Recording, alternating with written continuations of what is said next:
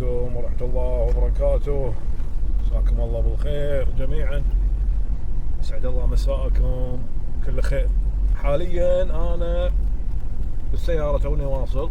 الساعة الحين مثل ما انتم شايفين هني 6:30 درجة الحرارة 42 درجة. اي نعم. بحول الله احنا اليوم قررت انا ان شاء الله بوصل للهدف المنشود، الا وهو نهاية الخليج العربي ما اريد سابقا باذن الله. فخلينا نشوف اليوم صيف، نبلش ويا الصيف الحين. فللامانة انا عزبت اني حتى لو مع ان الجو حار الحين 42 درجة، ولكن قررت اني ان شاء الله نوصل للهدف بعد كذا يوم من التمرين. يعني تقريبا والله مو وايد، انا ما كنت اطلع وايد، ولكن مرنت نفسي غير المشي والهرولة الخفيفة. فباذن الله اليوم مجهزين العدة، ما اخذ وياي عدتي وكل هالامور هذه ان شاء الله. فنتوكل على الله نجهز القاري البايسكل مثل ما يقولون، وعقب ما نجهز هذا ننطلق باذن الله. نتوكل على الله عقب ما اجهز لنا تصوير اخر، لان الحين المغرب بصلي وهذا وبتوكل على الله. تحياتي ان شاء الله. يلا توكل على الله. حاليا تم تجهيز القاري على اكمل وجه، وننطلق ان شاء الله عشان نعرف الوقت. الحين 7 إلا ربع، هذه الحين الانطلاقة 7 إلا ربع، وإن شاء الله بالتصوير نسوي أبديت كل ساعة شوية. تم هذا، ونتوكل على الله الحين إن شاء الله التصوير الغالي. تحياتي. يا الله توكلنا على الله، انطلاقة الحين. يا الله، بسم الله الرحمن الرحيم.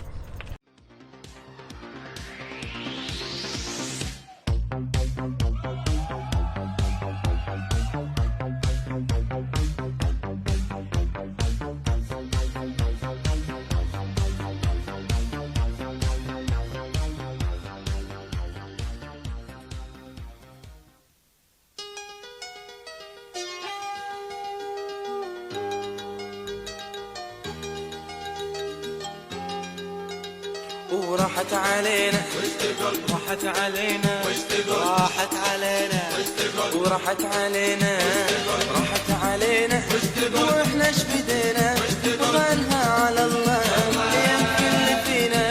راحت علينا واحنا ايش بدينا وظنها على الله يمكن اللي فينا. يا ما عطينا بس وش غدينا، ورد زرعنا شوق جليل. يا ما عطينا بس وش خلينا، ورد بزرعنا شوق جلينا. راحت علينا راحت علينا راحت علينا.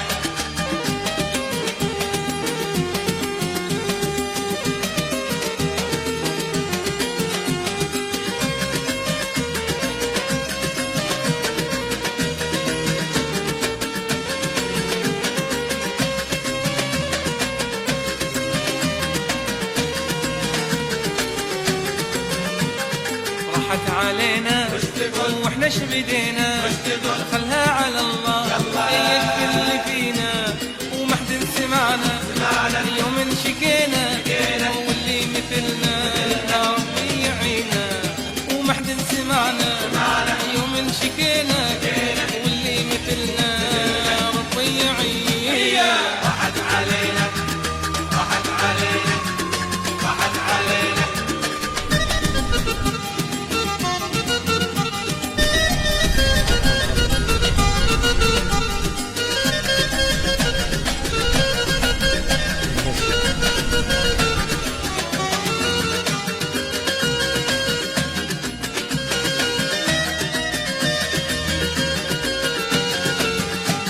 وراحت علينا واحنا ايش بدينا وخلاص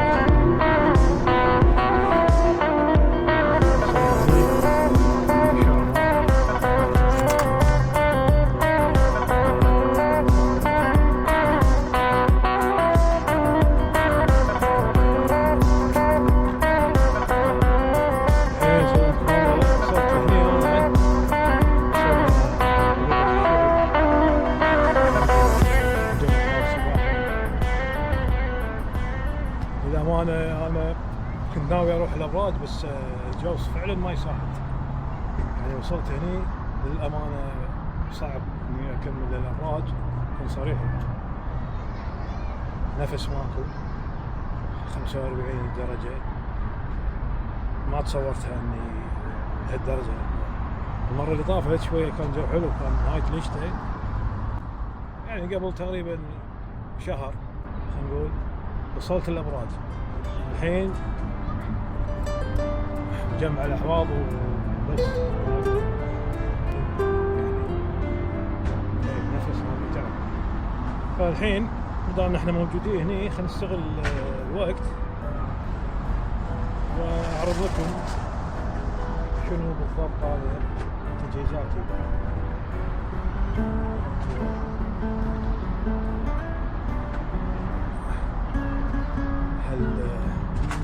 الرحلة هذه أو الهدف هذا شنو مجهز دياري. بداية أول شيء خلينا نقول نبدي بالجنطة هذه. طبعا المدسوس هذا ضروري لا قدر الله، واللبس هذا الصيفي خفيف. عندنا المروحة هذه حق هالجو هذا وايد تساعد صراحة، توني ماخذها فيها 3 ساعات تقدر تشحن منها عن تليفونك، فيها بطارية شحن USB وتايب سي، وفيها ليت بعد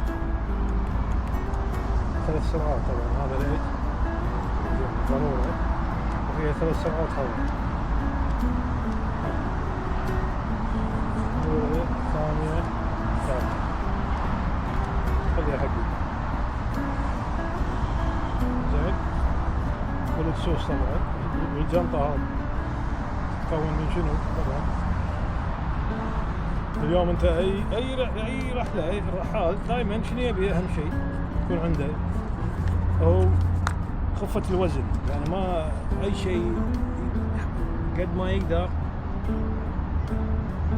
يخفف الوزن معه.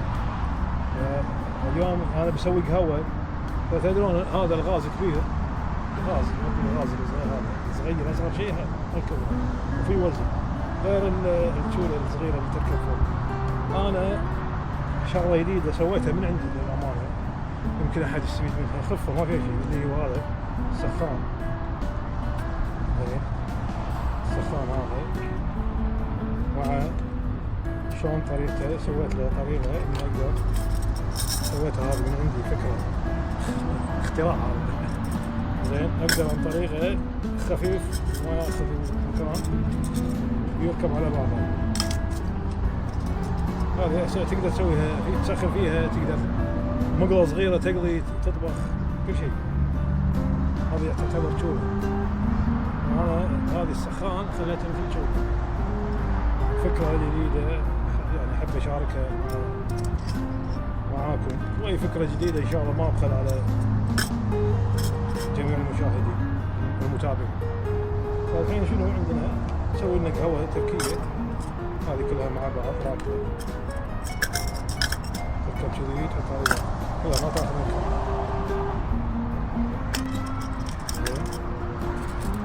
طبعا عندنا شنو بعد داخل هني؟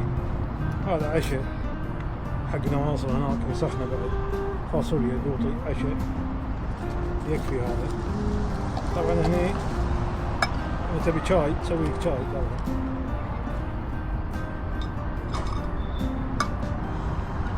القفشة هاي بلاستيك، هاي كله خفيف ما في اوزان كله زين. طبعا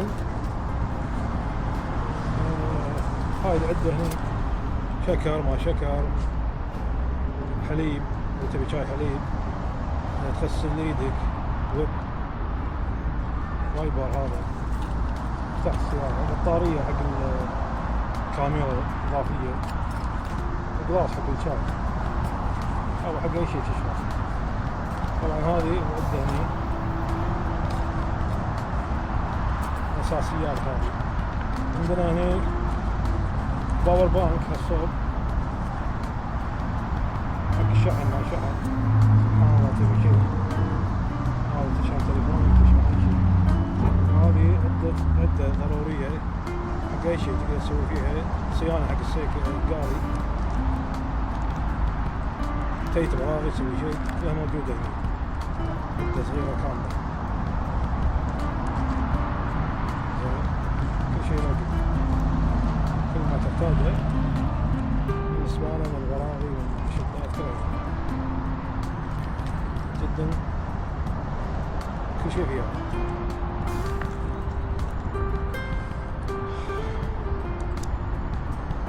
من سبانة صغيرة هذه الطلعة كل شيء يطلع.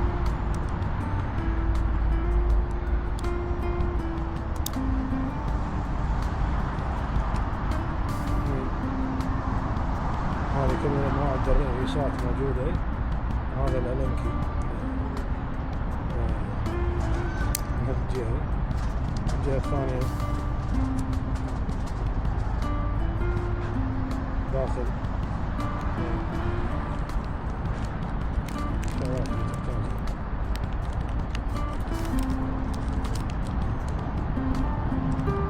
براغي شوي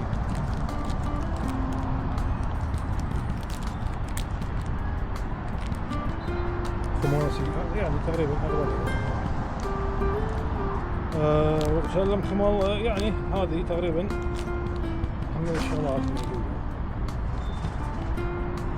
وجايب حتى رقعة حق السيف، هذا يعني ليت طواري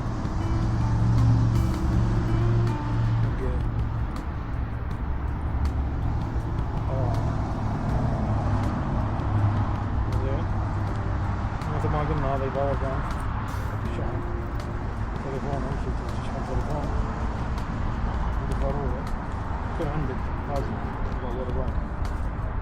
تكون مقطوع بالضرورة ما عندك تصرف تليفون. طبعا الجنطة هذه وايد ممتازة، تقدر تكبرها يعني. الحلول فيها انك تقدر تكبرها اكبر، ترفع وتقدر تنزلها على الجنب من الصوبين. طبعا هذه السلة انا مركبها عندك هنا بإمكانك التحالي. طبعا هني حق الحاش كبار ولا شيء، عندك الماسك. هني عندنا رقع حق التاير طواري، عند الطواري الحزام هذا تقدر انت بكل سهولة هذه شوف تكبرها تصير كبيرة، هي تحطها على جنب كذي وتروح لحال. شيء وايد من الصوبي، هذا شيء جيد حق اللي يحب الرياضة يمارسها مثل ما أنا الحين بديت إن شاء الله في هذا الشيء. التجهيز كامل حتى الرابط هني داخل شيء، ما تبي شيء صغير تحطها داخل مثل ما أنا مسوي، ما محتاج عملية واجي الأغراض حطها داخل حمالة شيء ثبتها عدل. عندنا بعد طبعا الضروري دائما الواحد اللي يلبس سيفتي ما ينسى السيفتي في كل شيء، سواء قاري ولا سيفتي ما يستهين بالسيفتي بالأمانة يعني. سيفتي كامل أنا لابس ترى. هذه هني أهم شيء نركب هني فيها غير وسيفتي هني.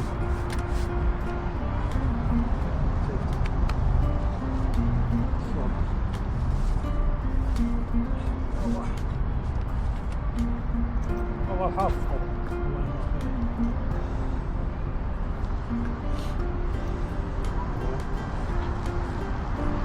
عندنا الجنطة الثانية قدام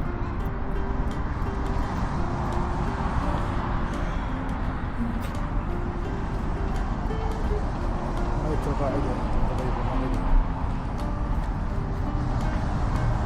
هذه الجنطة هني نفس الشيء قدام نشوف. هذه الجنطة بعد هني تحط فيها التليفون تاتش، أي شيء تبي تغير تشغل من هني تليفونك زين. وطبعا داخل نفس الشيء الشغلات الضرورية أنا تحطها هني اللي ما تكون ثقيلة يعني. هذا هني عندك مأخذ تحط داخل هنا أغراضك، ونفس الشيء هني تفتحها هذه تبطل أوضة مش فيها وهي حرج ما حرج تقسم.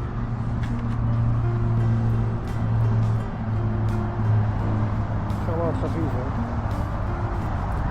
مثلا الحين أنا واصل أغسل وجهي من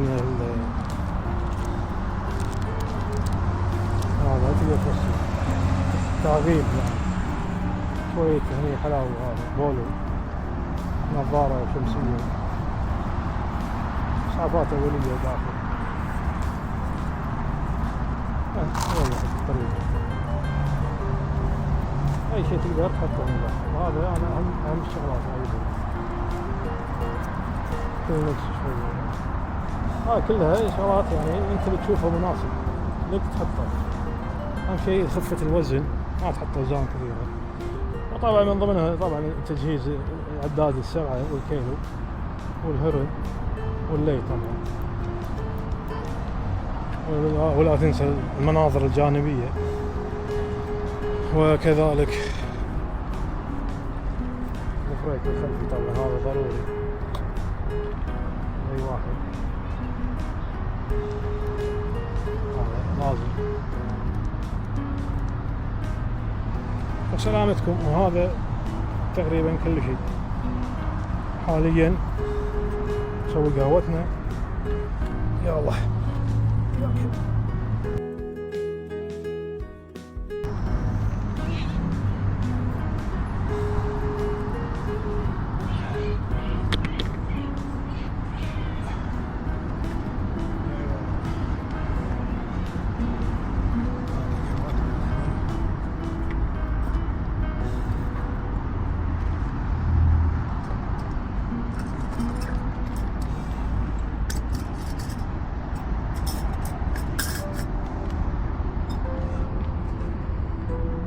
الماي طبعا.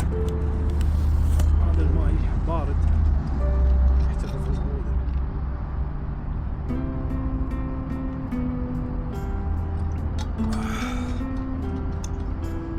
هذا حق الشرب، هذا حق الغسيل والقهوة.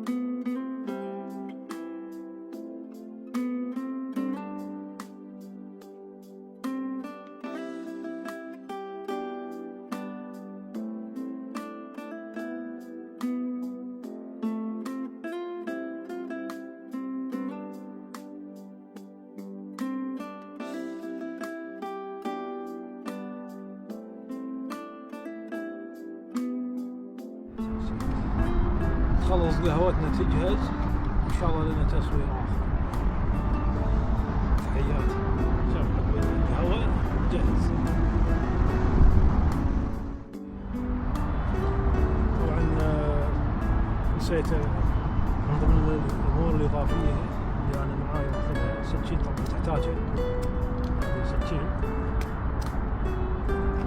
زين، تحتاج حق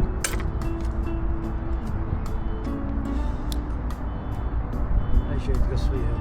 الحين أنا جايب تمر هذا مغلف ممتاز هذا يعني حق الرحلات، مسكر مغلف زين. تاخذ منها اللي تبي قطعة صغيرة ترد تسكر. هذا الحلو اللي فيه مرة واحدة. هاي التمر بسم الله الرحمن الرحيم. تحتاج طاقة شوية، تحتاج طاقة. الحين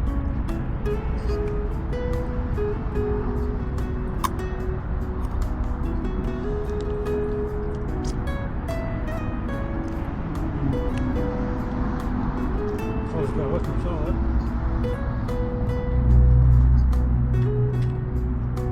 طبعا الإضافة من الماء بعد ما يقطع هنا، بس هذا طعام منخل مو شي عادي. ممكن تطلع لنا خضر الصبح.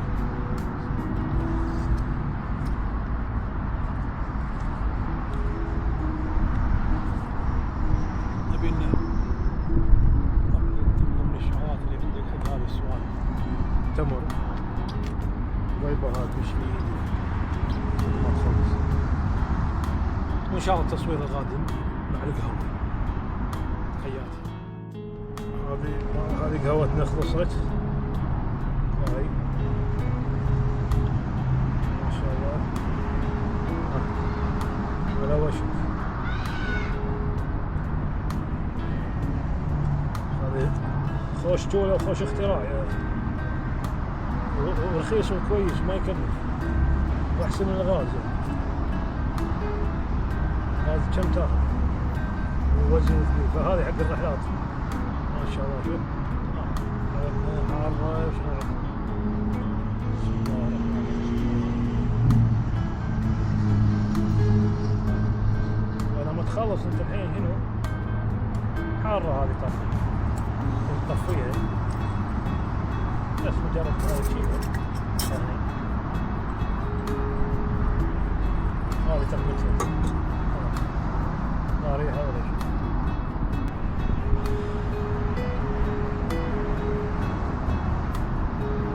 عليكم بالعافية. ما شاء الله ما شاء الله حار. هذه حارة تنطر عليها تبرد. خليها طاولة.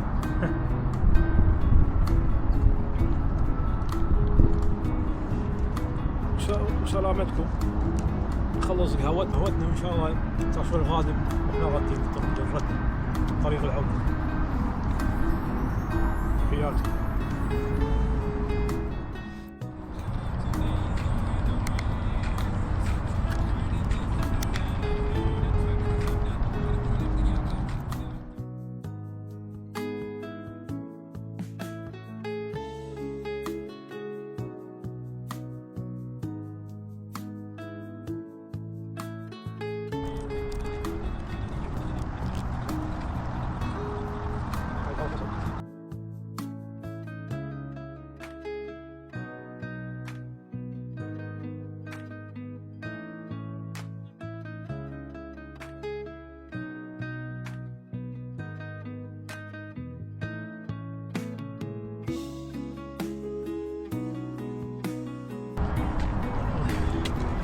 سكينتنا هذه ضرورة اوتوماتيك.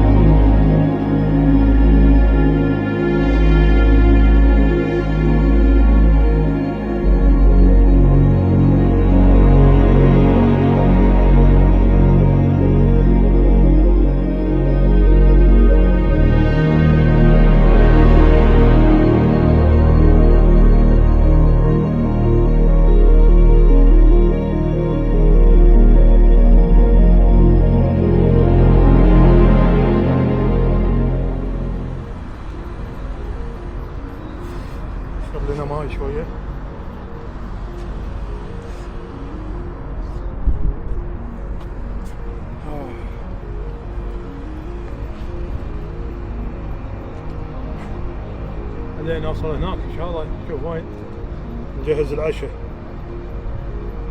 شكلنا مطولين اليوم.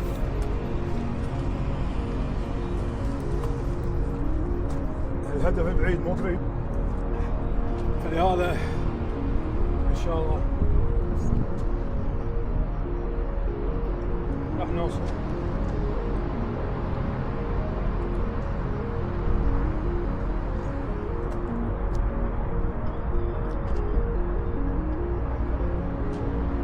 العزيمة والإرادة ماكو شيء مستحيل.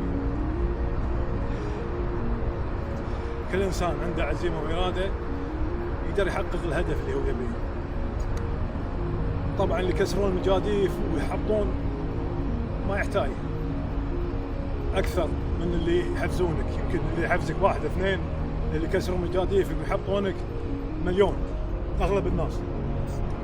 بس أنت أهم شيء إرادتك وعزيمتك وإصرارك على النجاح. شنو ما كان الهدف توصل له إن شاء الله بإذن الله. الحمد لله أنا الحين قاعد أعيد ذكريات الثمانينات، أيام الثانوية. لما كنت أروح من دوار البدع إلى آخر شيء الماريوت السفينة قبل أروح وأرد. والله أذكر حتى مرة برمضان رحت بعد الفطور، طبعا بعد الفطور رحت ورديت، يعني سحرت بالبيت. كان الجو حار نفس الجو تقريبا 45 درجة، بس اليوم شوي الحلو اللي فيه إنه فيه هواء. وإن شاء الله عقب هذا نصور تصوير آخر بإذن الله. Somebody's watching me.